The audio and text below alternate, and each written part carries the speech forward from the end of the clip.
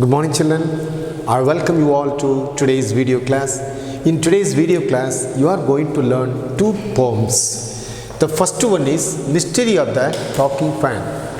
What a funny idea is it? Have you ever heard about a talking fan? Or have you ever seen a fan talking? Really, it is a mysterious one. That's the thing that the poet has given the title to this poem as Mystery of the Talking Fan.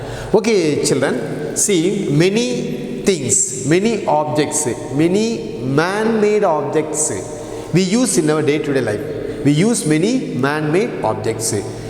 Most useful among them are table fans, ceiling fans, grinders, mixie, electric stove, gas stove, and electric motors. These are all the things which were made by human beings. They are the part and parcel of our everyday life. Among all these objects, the one which is mostly used by the people is fan, especially ceiling fan. And you can find this ceiling fan in almost all the places. In schools, in colleges, in government buildings, in apartments, in storehouses, and then in churches, in offices, in factories. In almost all these places, you can find these fans. You cannot imagine your life, you cannot imagine, you cannot think of, especially summer nights without fan. Yeah, children like to sleep only under the cool fan air. They have to switch on the fan before they go to bed. So we use fans in all above the places, especially during the summertime. The use of the ceiling fan is quite unavoidable because to mitigate the heat of the hot summer, we use these ceiling fans. Especially, we need fans all seasons in summertime also. And more than that, why do we need these ceiling fans? Do you know, children? Yes, of course. The answer is very simple. Sitting under a fan during summer helps us to refresh us because the cool air evaporates, the sweat comes out from our body, so we feel so cool when we sit and do some work under the ceiling fan. We don't feel exhausted, we don't feel tired. Fans are also used for circulating air in rooms and buildings and for circulating cool air. Okay, the blades of an electric fan continue to rotate because of inertia of motion.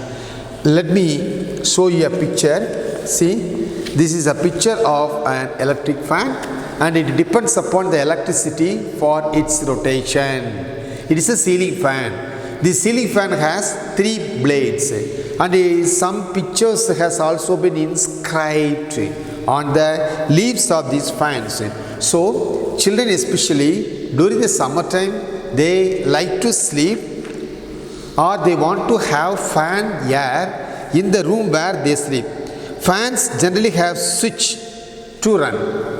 The fans pushes air downward and makes things cooler. The fan generally has switch and it depends upon the electricity, therefore they are called electric fans. Okay, and sitting under a fan during summer helps to refresh us. And more than that, children, one more thing I would like to teach you. A ceiling fan is a mechanical fan mounted on the ceiling of a room. The ceiling fans are fixed on the roof. Therefore, they are called ceiling fans.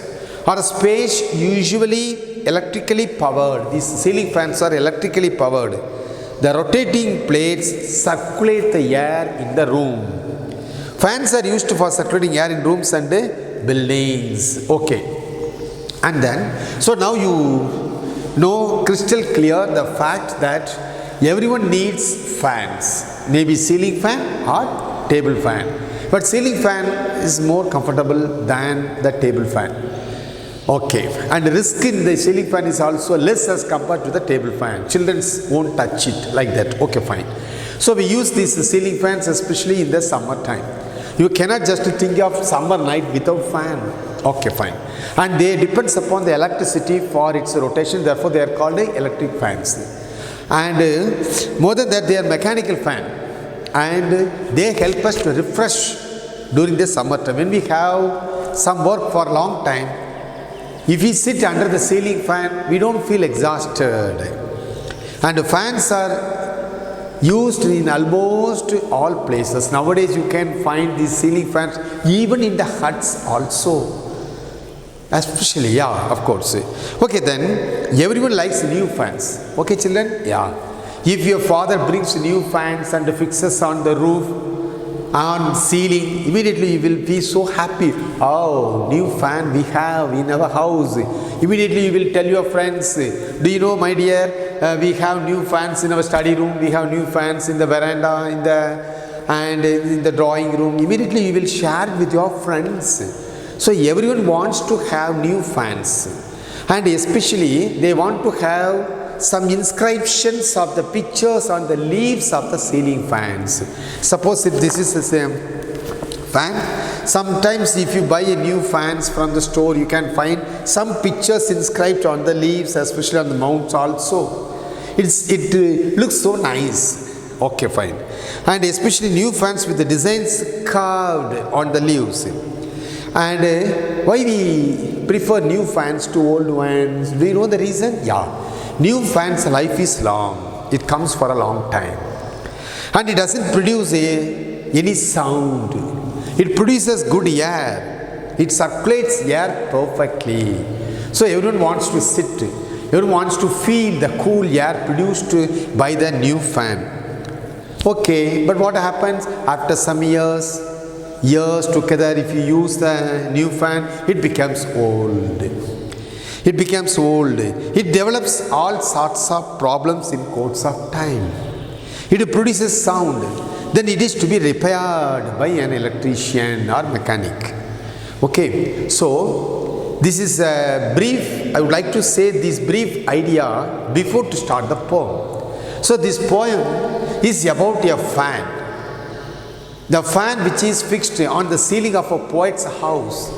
The fan starts to talk to the poet. It wants to say something to the poet. So the poet has imagined certain things when the fan tries to talk something to the poet. Therefore he has given the title Mystery of the Talking Fan. Now let me explain the basic ideas of the poem. Okay, children? Yes? Get ready. Now I will explain what does the poet says in the poem.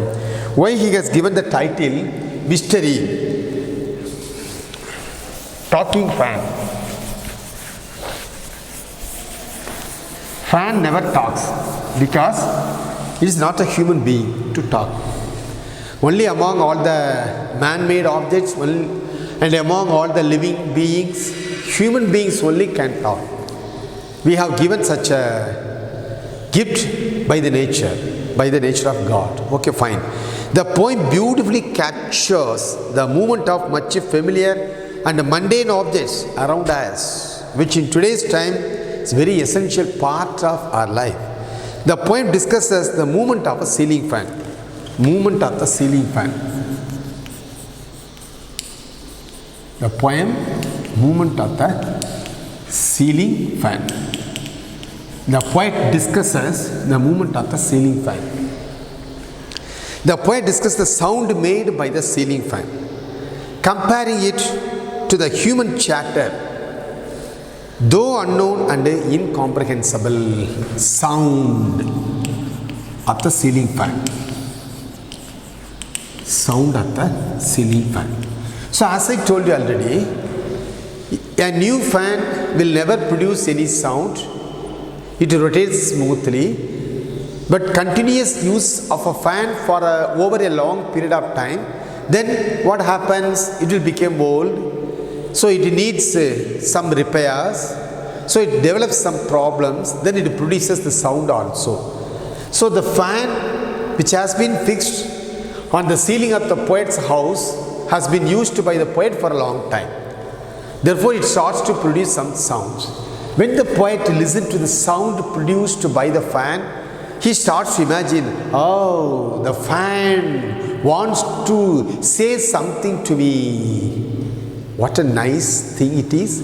The poets imagine that the fan wants to talk something to him. In such a way, the poet has developed an imagination, and he compares the sound of the ceiling fan to the human chatter. Human being chats with each other. Human chatter.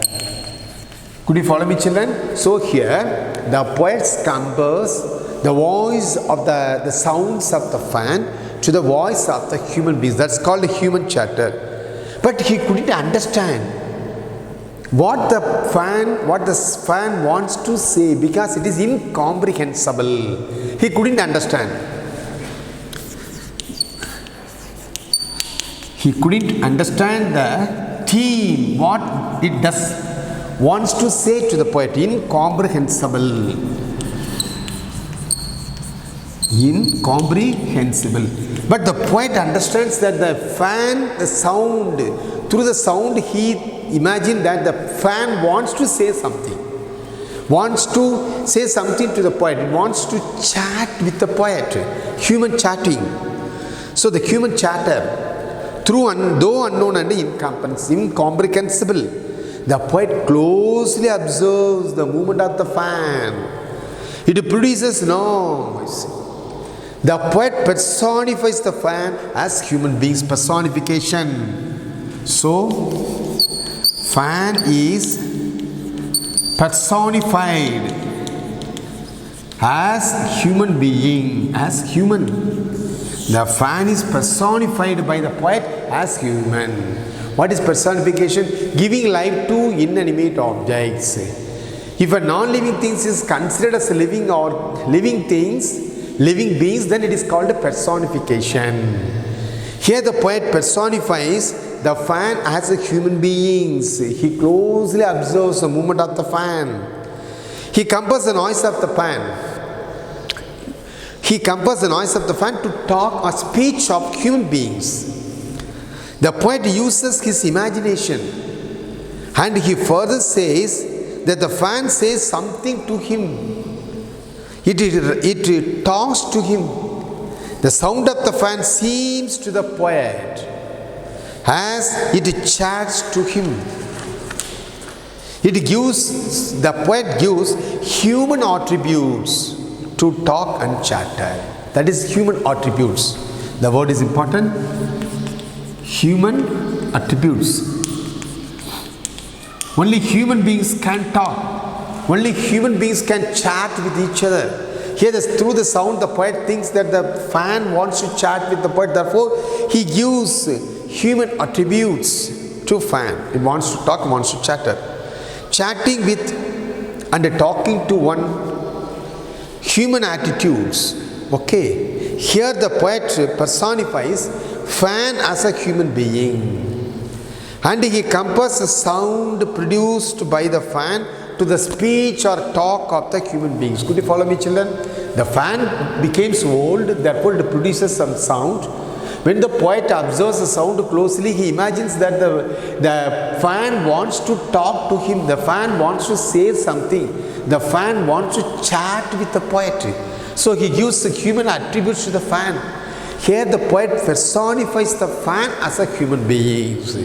Only human beings can talk to others. Only human beings can chat with others. Therefore, the poet thought that the fan also personifies as a human being, and it wants to say something and it wants to talk something. The poet calls the fan's noise an electric chatter, another word. The word is important.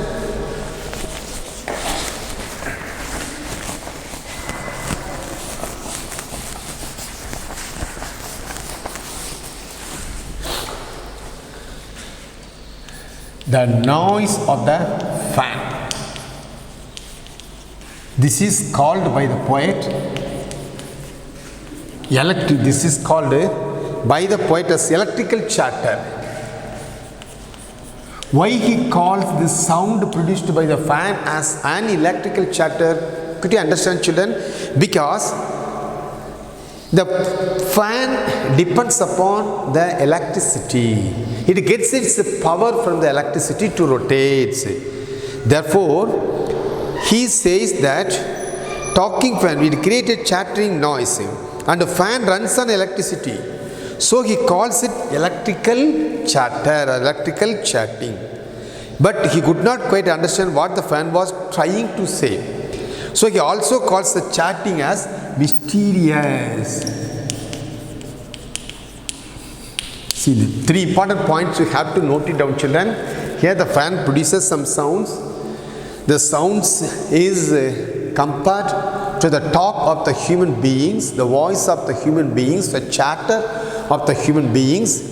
The poet calls the sound of the electric fan as an electrical chatter because it gets its power from the electricity. Therefore, it is called electrical chatter. And he couldn't understand the real theme, incomprehensible.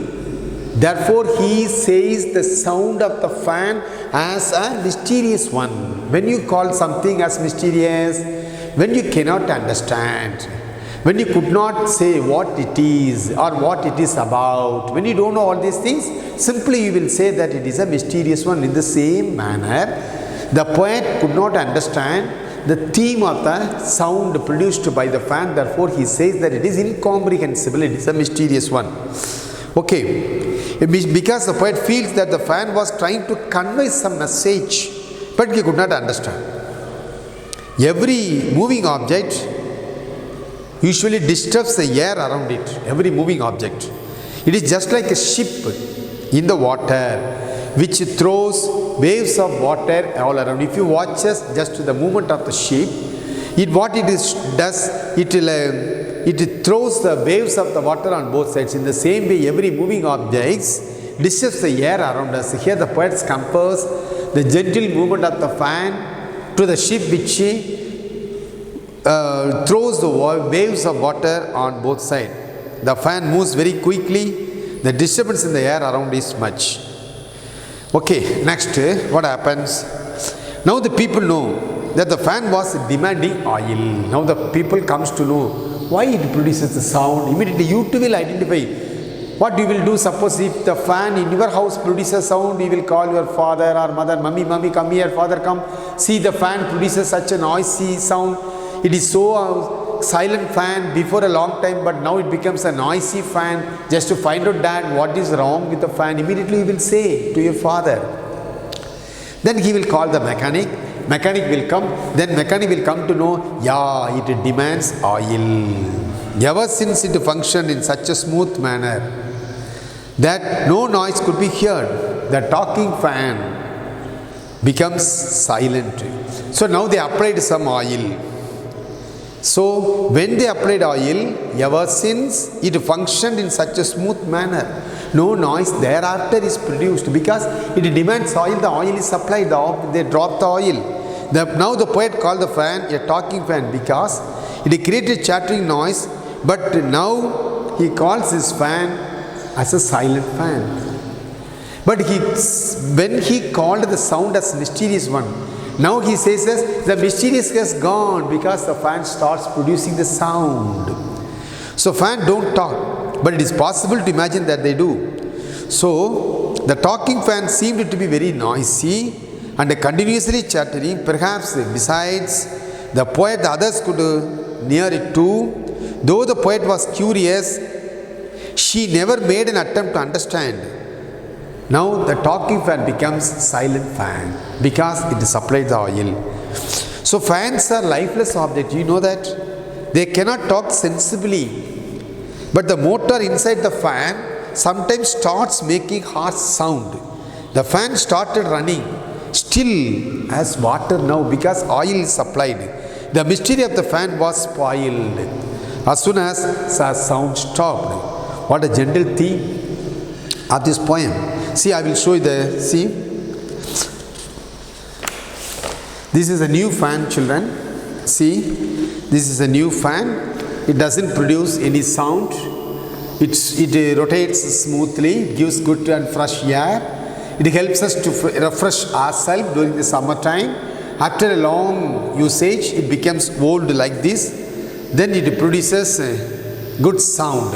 See, it produces good sound. So now the poet calls this fan as a talking fan. He compares this noise produced by the fan as to the voice of the human beings. He calls it a electrical chatter. Because it wants to chat to the poet, it wants to talk to the poet. It depends upon the electricity for its power, therefore it's called electrical chatter. At the same time, he could not understand the sound produced by the fan, therefore he called it as a mysterious one. For a long time it has been mysterious, but one fine day, someone has oiled the fan. They come to know that the motor produces such a sound, therefore it needs oil. When they applied oil, the sounds become silent. It stopped producing the sound. Now the mysterious has gone. Okay, so this is a simple theme of the poem. From this, what you can understand, children, you have to observe the things happening in and around you. Even small things may have bigger value. They may teach you a lot. You can learn a lot from them. So you must know something about everything. That is the main thing the poet wants to say through this poem. So new fan and old fan, mostly new fan won't produces any sound, but the old fan produces the sound. Okay, see, now I will write the poem on the board, children. Just to go through the lines of this poem, then you can understand what does the poet wants to say. A small poem only. Let me write it on the board.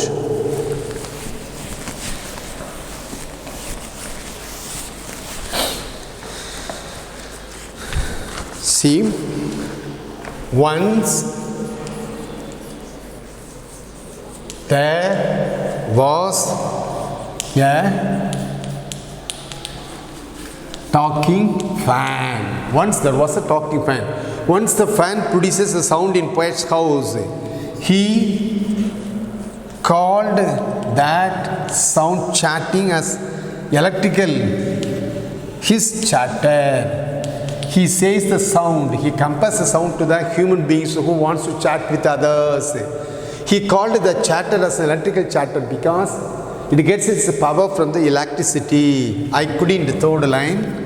The poet further says, I couldn't quite hear what he said. The sound produced by the fan, when the poet observes, he wants to say that it wants to say something to it, but it is incomprehensible. He couldn't understand the theme of the electrical chatter. And I hope it doesn't matter. Fourth line, in the fourth line poet says, and I hope, here I stands for the poet. It doesn't matter.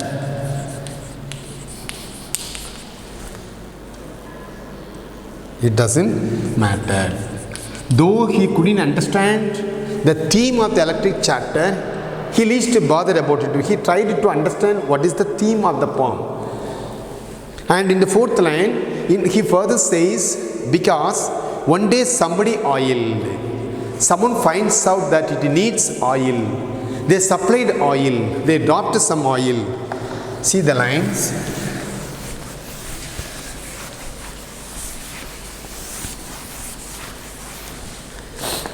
What happens in here? Because one day it happens. Because one day somebody oiled.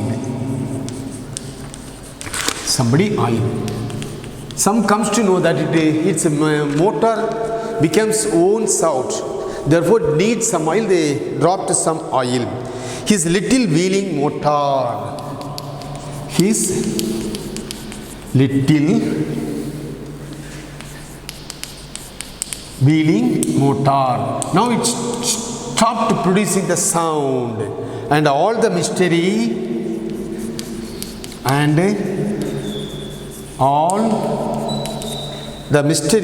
was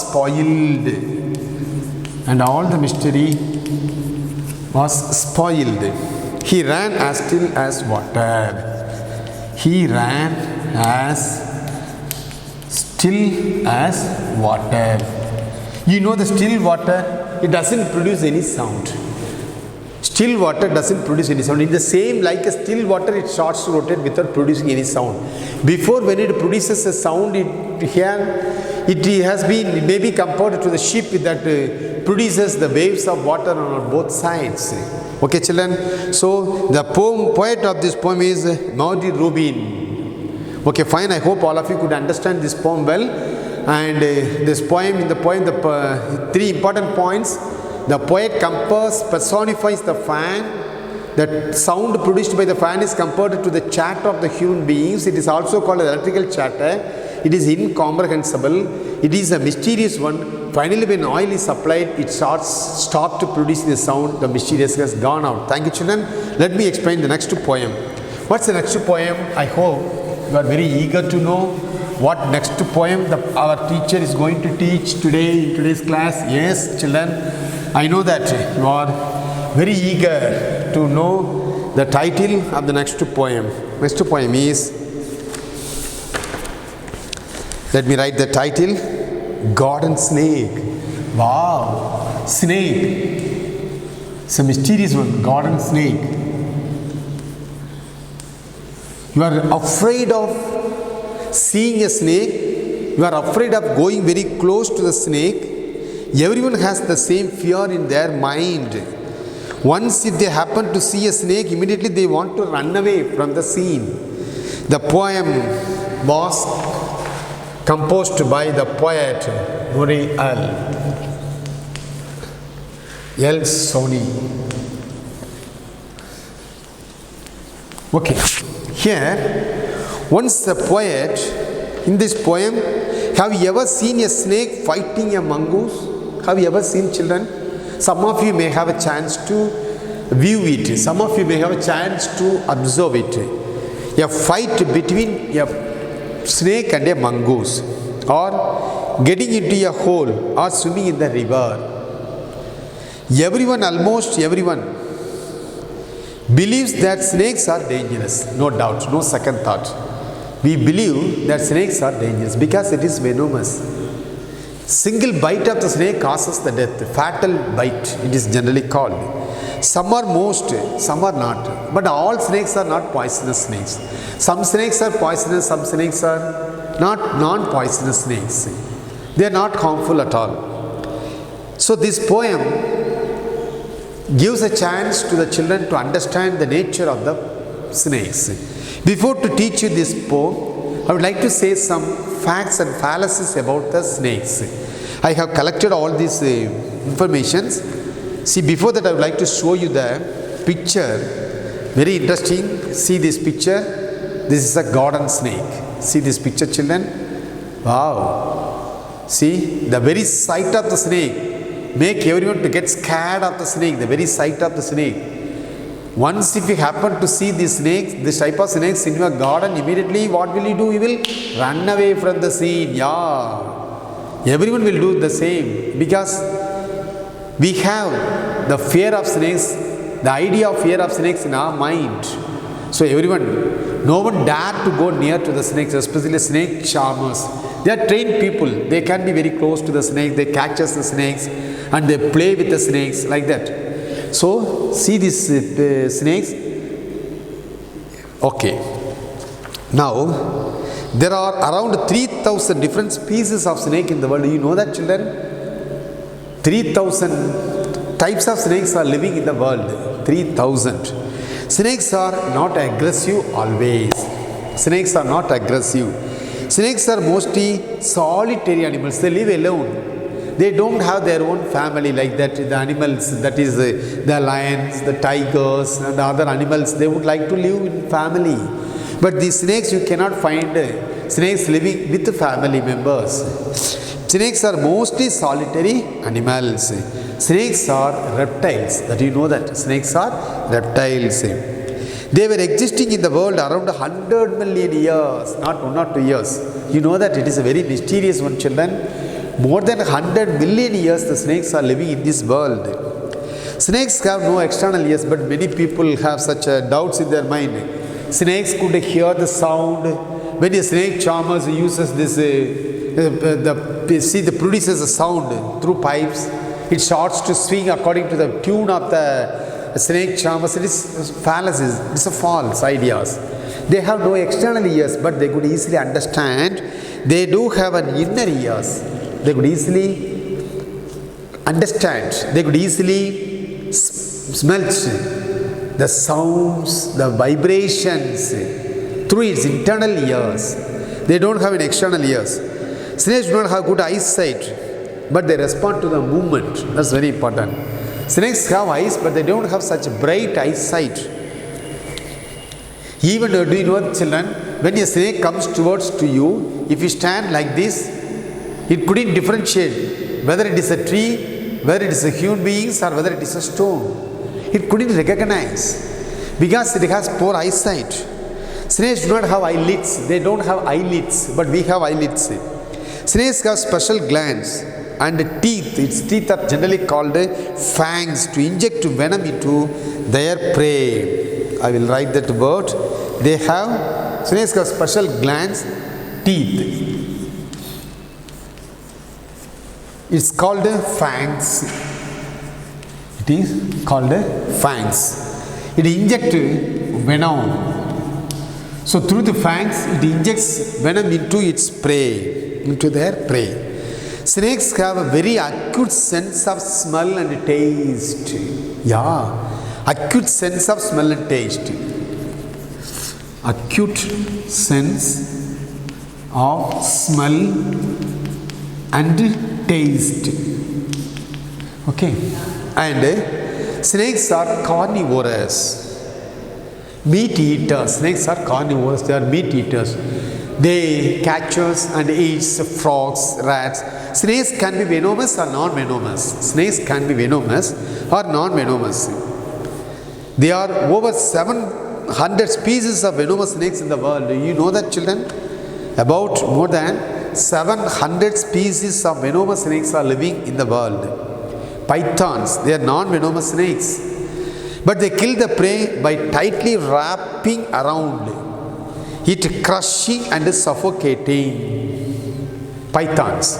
Snakes are found on every continent of the world except Antarctica. It's a cold region. There you cannot find any snakes. It is not a suitable climate for the snakes. Some snakes use their venoms to hunt and kill their prey also. Some snakes spit their venom. So it causes for eye blindness, blinds eyesight. So we should be very careful when you go near to such types of snakes. You can find all these things in the National Geographic channel there, children, and very good information they produce to the students, especially about the snakes. And more than that, snakes smell with their tongue. Snakes smell with their tongue. Snakes smell with their tongues. So snake smell. The heaviest snake in the world is the anaconda. You know that? It's the heaviest snake in the world.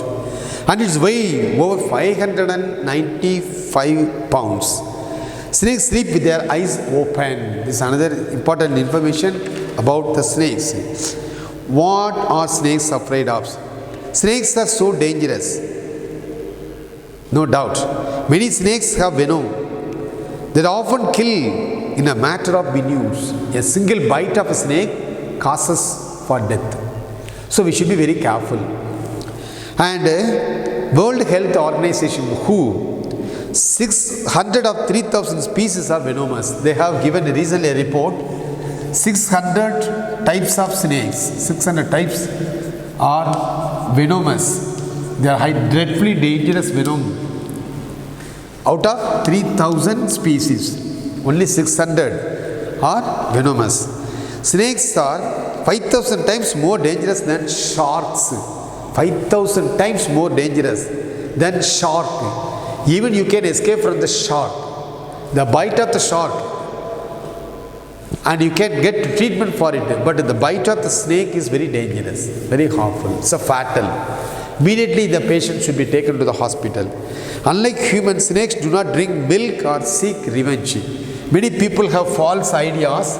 The snakes drinks milk, not like that. They never drinks milk. And they never take revenge. Snakes never drinks milk and they never take revenge. They never take revenge. Yeah, no need. And snakes are wonderful creatures, no doubt. Snakes have created a sense of fear among humans. Sense of fear. They create a sense of fear. Whenever you happen to see a snake, immediately what will you do? You would like to escape from that scene. You want to run away from the snake. And hence at the very sight of snakes, man destroys them or run away from them. Anything may happen. Snakes are more scared of you than you are of them. That's a fact. You know that, children? Snakes are most scared of human beings. They want to run away from the humans. But not knowing such things, we want to run away from the snakes. They are very important and helpful to human beings. How can you guess it? Yeah, it controls the rodent population. Rodents. If we don't have any snakes in the world, that's all. The rodents population gets increases and it destroys the entire world. And their beauty and interest to your garden. That's also. The largest venomous snakes in the world is the king cobra. King cobra. The largest, most dreadful venomous snake in the world is king cobra. Snake kill over 40,000 people a year. Another fact says, another statistical data says that snake kills more than 40,000 people every year. Every year 40,000 people are killed by the snakes. They happen to die due to the snake biting. So we should be very careful. But they are not always dangerous to the human beings. Okay. So we should be very careful. See the snakes. Now come to this poem, Garden Snake. One day, the poet was in his garden. At the time he saw a garden snake coming near to him. He starts to run away. What happens? See, the young child narrator sees a snake and runs away, thinking that the snake are dangerous. And because, as I told you already, the snakes create such a sense in our mind. So, snakes have created such a thing. Snakes have created a sense of fear. They have created a sense of fear among humans. And hence, once if you happen to see, immediately you want to run away. In the same manner, once the young poet see how they are running away, seeing the snake, see this picture. When they happen to see the garden snake, they start to run away from the snakes. Because they have created that sense of fear in everyone's mind. And this young narrator, he was a young narrator, he was in his garden one fine day. When he was in his garden, he happened to see a garden snake very near to him. So he starts to run away, thinking that snakes are dangerous.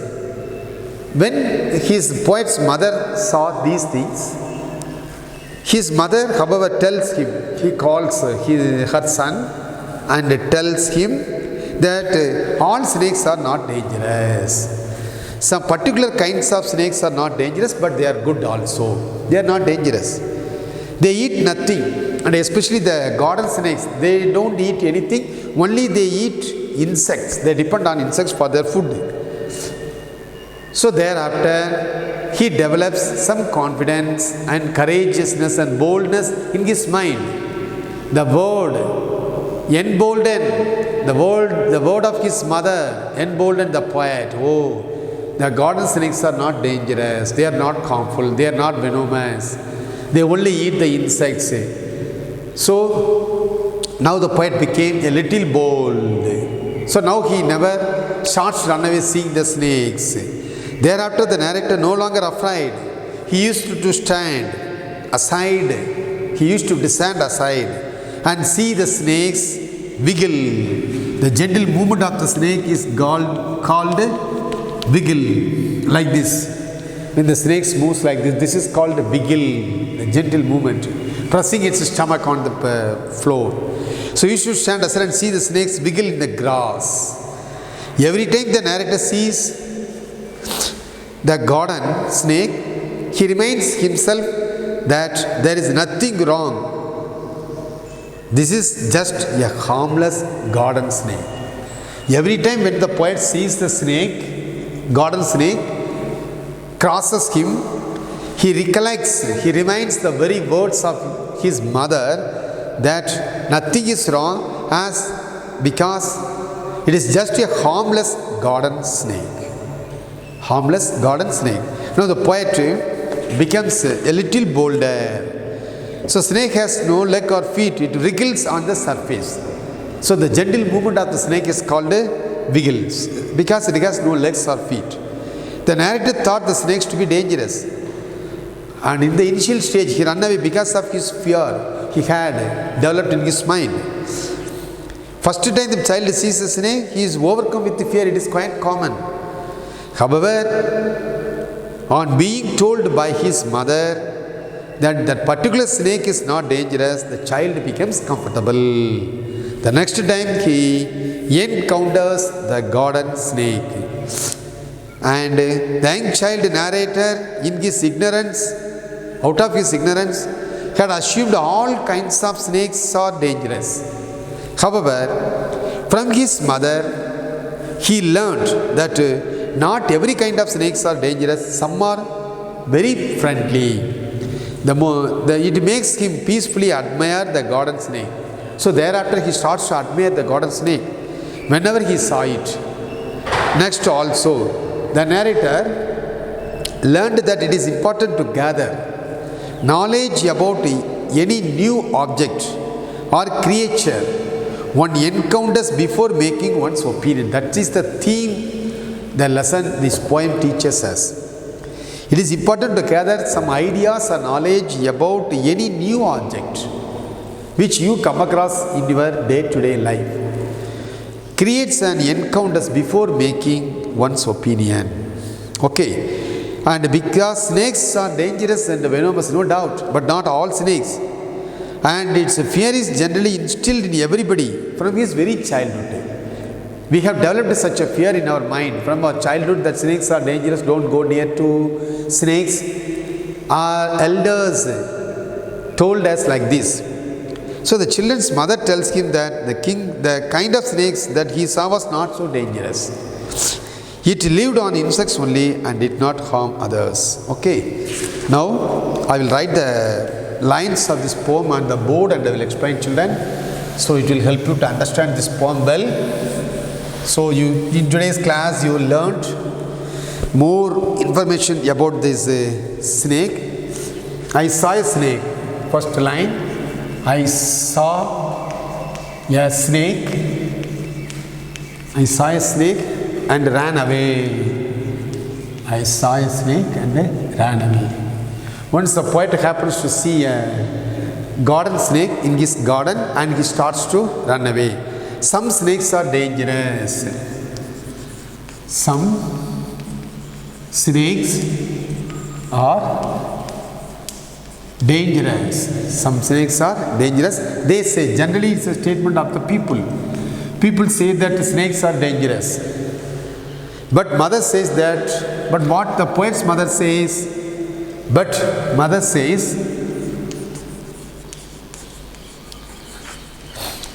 what does the poet mother say? That kind is good. That kind is good. Here that kind refers to the snake that the poet encounters in his garden and eats of insects for his food. Important information. Poet's mother tells him, and the snakes eats up only insects for his food. Insects for his food. Okay. And so when he wiggles in the grass,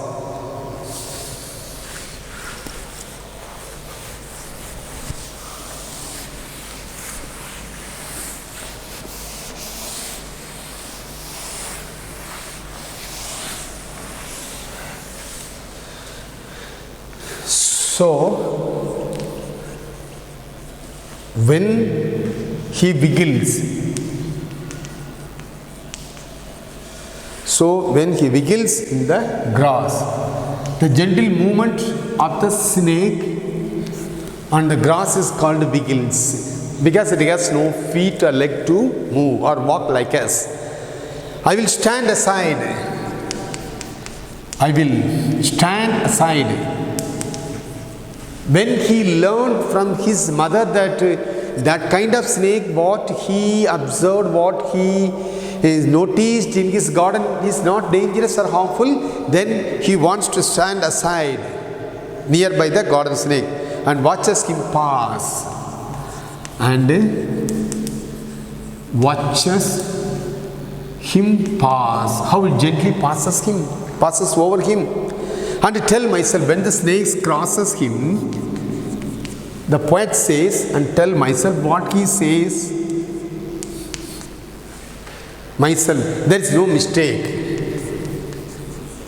There is no mistake. Yeah. It is just a harmless garden snake. It is just a harmless garden snake. He learned it from his mother. So when the poet happened to see the snake, garden snake, for the first time, as others, he developed a fear in his mind. Then he starts to run away from it. But when his mother tells him that all snakes are not dangerous, and especially the snakes what you have seen in our garden is a garden snake. It is very gentle snake and it is very friendly, and it depends upon only the insects for its food. It is no way harm to you. It is not at all harmful to human beings. When he learned such things, he never run away seeing that snakes. He gently he stand aside. When it crosses him, he thinks in his mind the very word of his mother, very gentle snake, it is no more harmful. It is a harmless snake, it is not harmful. So he recollects the word of his mother. So it is just a harmless garden snake. See, initially when he happened to see this garden snake, the very sight of it scared him, therefore he starts to run away. See the children, when they happen to see the snakes, they start to run away, but really they are not harmful. Okay, so what these poems teach us, therefore whenever you observe, when you happen to see some things, so you should try to understand the general or genuine nature of such things before you come to a conclusion. Thank you, children. In today's class, you have learned two poems. First one, the mysterious talking fan, and the second one is garden snake. Both poems are very simple poems, and the theme of these poems are also very simple, but it has more practical value. Therefore, it is very important. Take your textbook and go through the lines of the poems and understand and try to comprehend the meaning of the poems. What does the poet wants to say? With the help of the things which you have learned in today's class, you can easily understand the poem very well. And thereafter, if you have any doubts, you have every right to call me freely and make a note of it. You better refer to a good dictionary to find out the meaning, contextual meaning, and then write your own paragraph. That is what I would like to say, children. From this today's class, what you have observed, what you have learned, you can frame your own paragraph about the two poems. Can you do it? Yes, children. I will like to meet you in the next class. Thank you. Have a nice day.